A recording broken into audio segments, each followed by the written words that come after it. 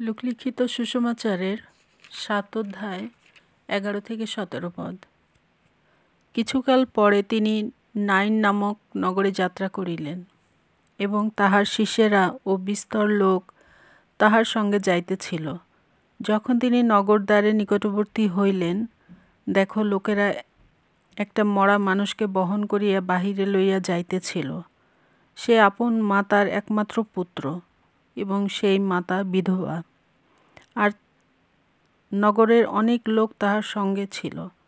তাহাকে দেখিয়া প্রভু তাহার প্রতি করুণাবিষ্ট হইলেন, এবং তাহাকে কহিলেন, কাঁদিও না।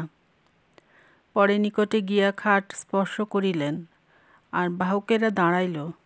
তিনি কহিলেন, হে যুবক, তোমাকে বলিতেছি, ওঠো। তাহাতে সেই মরা মানুষটি উঠিয়া বসিল, এবং কথা কহিতে লাগিল। পরে তিনি তাহাকে তাহার মাতার হস্তে সমর্পণ করিলেন। তখন সকলে ভয়গ্রস্ত হইল, এবং ঈশ্বরের গৌরব করিয়া বলিতে লাগিল, আমাদের মধ্যে একজন মহান ভাববাদীর উদয় হইয়াছে, আর ঈশ্বর আপন প্রজাদের তত্ত্বাবধান করিয়াছেন।